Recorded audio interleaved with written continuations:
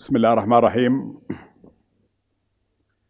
Your Excellency, Macky Sall, Chairperson of the Assembly of the African Union, Your Excellency, Prime Minister of the Federal Democratic Republic of Ethiopia, Your Excellency, the Chairperson of the African Union Commission, Your Excellency, the Secretary General of the United Nations, Your Excellencies, Heads of States and Government, distinguished ladies and gentlemen, on behalf of His Excellency President Mahmoud Abbas, who sends you his warmest greetings and wishes you success at this distinguished assembly, I'm deeply honored to deliver the speech of the State of Palestine. It gives me great pleasure to congratulate the Republic of Senegal and His Excellency President Macky Sall on assuming the presidency of the current session of the African Union. We wish him every success. We also extend our gratitude to the Democratic Republic of Congo and President Felix for the presidency of the previous African Union session. This year's summit is being held under the increasingly important theme, building resilience for food security and nutrition on the African continent, accelerate the human capital, social and economic development.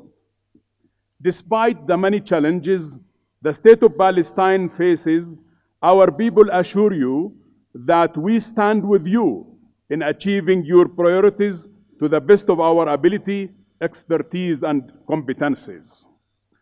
In 2013, this auspicious body opened its arms for the Palestinian people and embraced the State of Palestine as an observer state within your Assembly of States, a show of solidarity with us in our over 7 decades of long struggle to liberate ourselves from the yoke of settler colonialism and military occupation.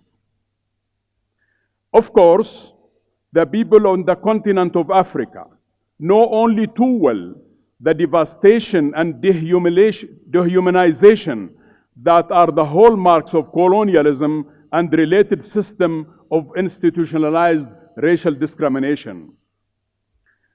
Your Excellencies, I'm sorry to report to you that the situation of the Palestinian people has only grown more precarious.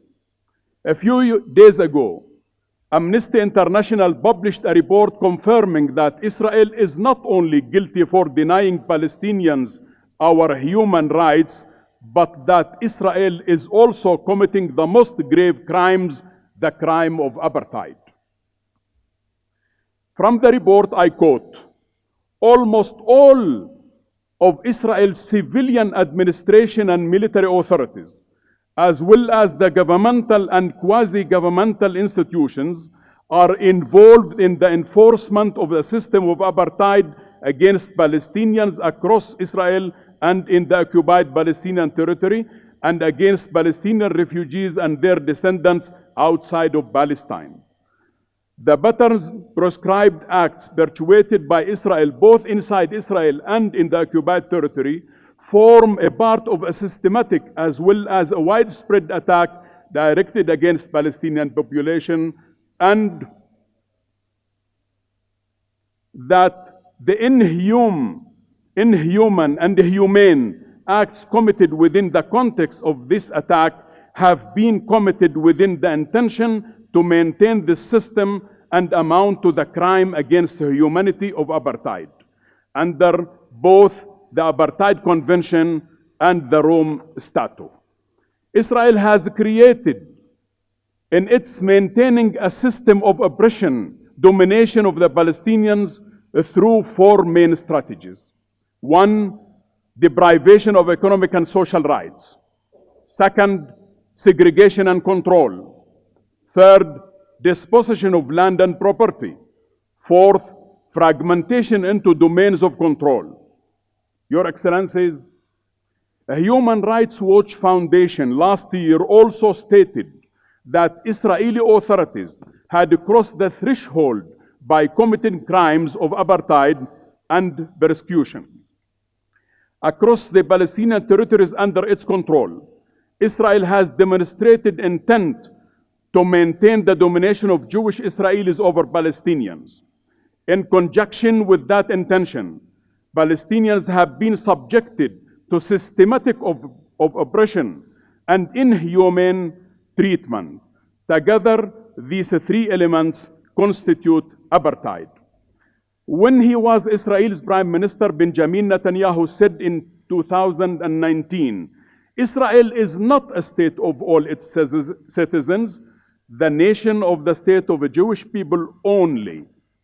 Currently, 2 million Palestinians live in Israel, are discriminated against.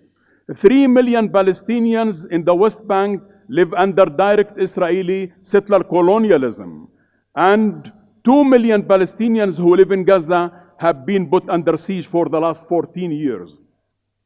Nearly 7 million Palestinian refugees suffer from Israeli racist policies that deny them the right to return to their homes. Your Excellencies, B'Tselem, an Israeli information center for human rights, asserted that Israel is an apartheid state. It concluded that the Israeli regime enacts in all the territories under its control, inside the Green Line, East Jerusalem, and the West Bank, including Gaza, an apartheid regime. One organizing principle lies at the base of the wide array of Israeli policies, advancing and perpetuating the supremacy of one group, the Israelis, over another, the Palestinians. Based on these invulnerable facts documented by neutral bodies, Israel should not be rewarded for should Israel be rewarded for its adoption of apartheid, which targets the Palestinian with discrimination policies related to land, planning and housing, and hindering agriculture and industrial development for the Palestinians? Mr. Chairman, Israel should not be rewarded for deepening this fracture following its military occupation of the Palestinian territory, including Jerusalem and the Gaza Strip in 1967, which has led to the establishment of a military system and separation of legal and administrative system to govern the occupied Palestinian territory that has resulted in the displacement of hundreds of thousands of Palestinians.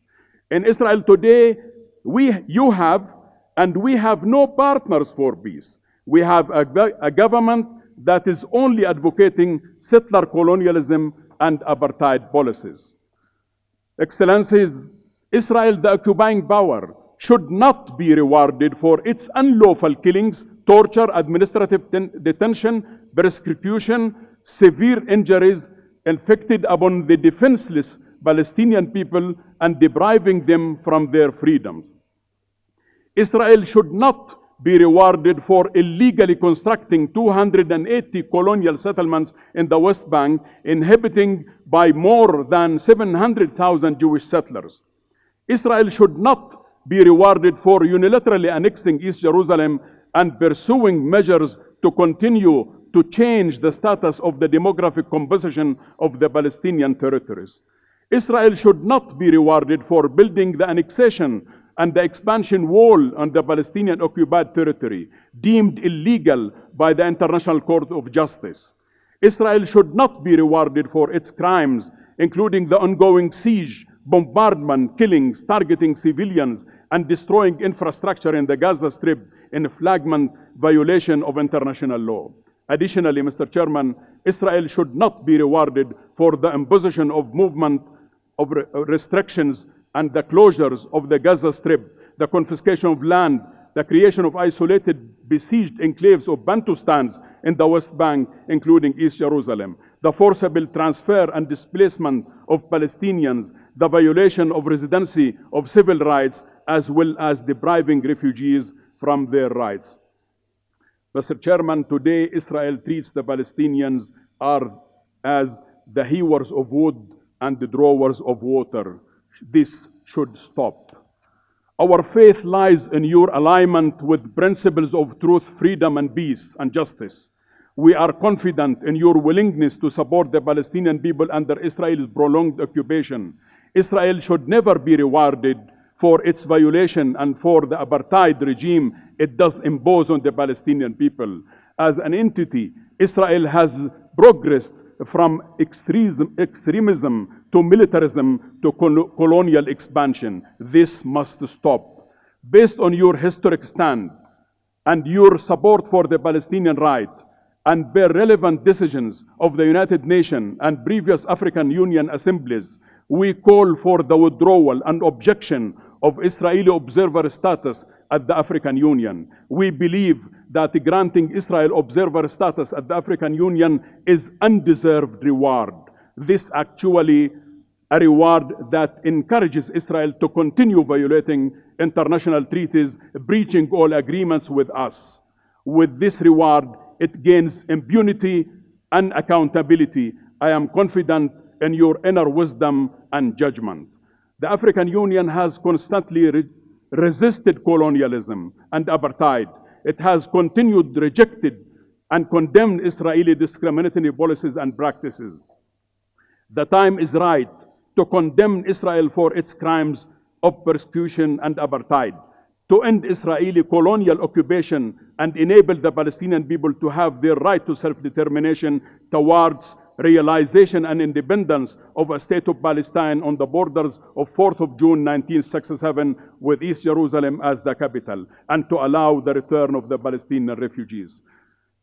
Mr. President, Your Excellencies, I stand before you today to affirm our position, vision, and peace initiative announced by His Excellency President Mahmoud Abbas during his speech before the United Nations General Assembly on 24th of September 2021. In his speech, our President called for launching political negotiations under the sole auspices of the Quartet based on international legitimacy and the Arab Peace Initiative, leading to a just and comprehensive solution for the question of Palestine, to end Israeli occupation of our land and people toward the independent state of Palestine on the border of June 4th, 1967, with East Jerusalem as its capital. Let me close by wishing you a successful and fruitful summit. We hope that Africa, its countries, and the people will achieve their aspirations for prosperity based on comprehensive sustainable growth, integration and political unity, good governance, democracy, human rights, and the rule of law. We hope for the peaceful and secure Africa, where development prevails and exists, and is shaped by the abilities of women and youth, helping to make Africa a strong, influential player in the international arena. We wish the Republic of Ethiopia security and stability. Long live Africa with its friendship with Palestine. Thank you and God bless you.